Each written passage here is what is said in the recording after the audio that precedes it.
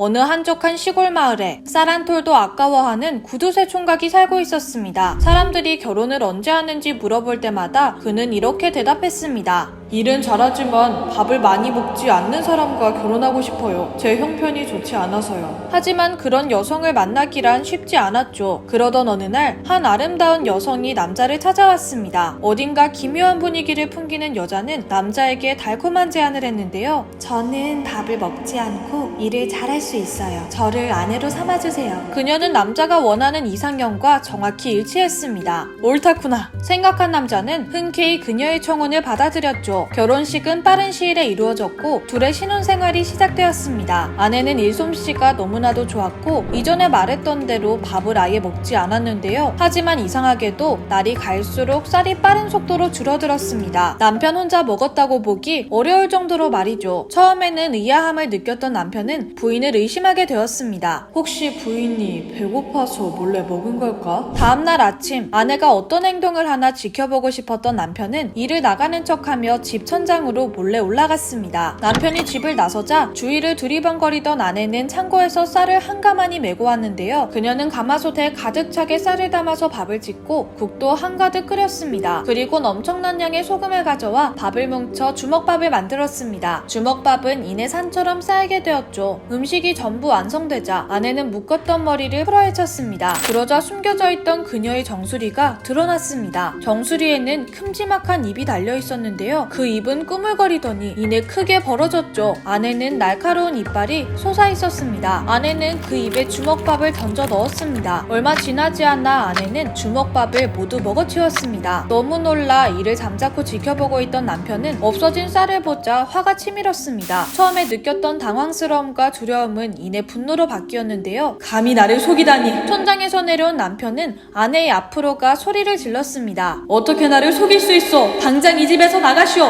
당신이 나가라고 하면 나가겠습니다. 대신 마지막으로 제게 큰 통과 밧줄을 내어주시겠어요? 그걸 주신다면 바로 가겠습니다. 물건을 건네는 것이 아까웠지만 아내의 마지막 부탁이라고 생각한 남자는 몸보다도 큰 나무통과 밧줄을 준비해 주었습니다. 기뻐한 아내는 남편에게 나무통을 가리키며 말했습니다. 이 통의 바닥에 구멍이 나 있지 않은지 한번 봐주시겠어요? 이에 남편이 나무통 안으로 몸을 기울이자 아내는 남편을 강하게 밀쳤습니다. 남편은 커다란 통 속에 빠져버리고 말았는데요. 놀라서 위를 올려다보자 아내의 모습은 온데간데 없고 괴기스럽게 짙은 눈화장을 한 거대한 괴물이 그를 내려다보고 있었습니다. 정수리에 있는 남편의 머리보다도 커다란 입이 달려 있었는데요. 괴물은 남편을 보며 입맛을 다셨습니다. 남편의 몸 위로 침이 뚝뚝 떨어졌죠. 예상보다 빨리 눈치채서 아쉽구나. 아까 주먹밥을 먹어서 배가 부른 걸 다행으로 여겨라. 얼른 우리 마을로 돌아가서 널 저녁으로 먹어야겠다. 괴물은 곧바로 통에다 밧줄을 걸어버렸습니다. 그리고 어깨에 커다란 통을 맸죠. 간만에 맛있는 식량이 생겨서 신이 난 괴물은 남편의 집을 뛰쳐나와 엄청난 속도로 산을 오르기 시작했습니다. 여기에서 날 꺼내줘! 내려달란 말이야! 남편이 통 속에서 아무리 발버둥쳐도 나갈 방법은 없었습니다. 이대로 가다간 난 저 괴물에게 잡아먹히고 말 거야. 남편은 오도 가도 못한 상황에 좌절하고 말았죠. 밖은 거센 폭풍이 몰아치고 있었고 붉은 빗방울이 뚝뚝 떨어지고 있었습니다. 비가 많이 내린 탓에 토산물이 흘러내렸고 바닥은 진흙 때문에 땅이 질었는데요. 때마침 괴물이 물컹한 진흙을 밟고 미끄러졌습니다. 괴물이 미끄러진 틈을 타 남편은 통 안쪽으로 뻗어있는 기다란 나뭇가지를 붙잡았습니다. 그 덕분에 커다란 통에서 나올 수 있었죠. 남편은 곧바로 도망쳤지만 정신을 차린 괴물은 놀라운 속도로 남편을 뒤쫓고 있었는데요. 남편은 창포잎이 가득한 풀숲으로 뛰어들었습니다. 괴물은 풀숲으로 숨은 남편을 찾았지만 창포잎들이 가득한 구간 앞에서 멈추어 섰습니다. 왜 풀숲에 검이 있는 거지? 괴물은 얼굴을 잔뜩 찡그린 채 주위를 빙글빙글 돌며 남편이 언제 나오나 기회만 엿보고 있었습니다. 괴물의 눈에는 창포잎이 마치 날카로운 검처럼 보였던 것인데요. 괴물이 창포잎을 무서워하는구나. 이를 본 남편은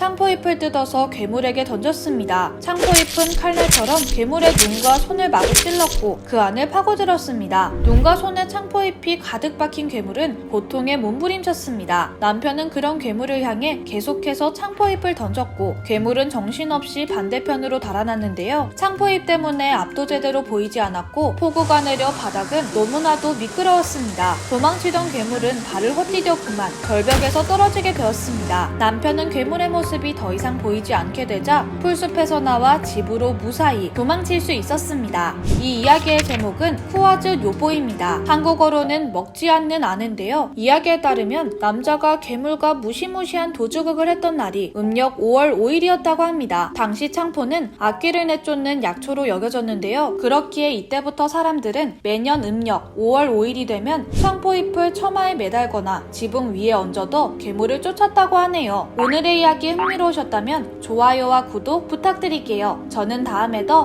흥미로운 이야기로 찾아뵐게요. 안녕!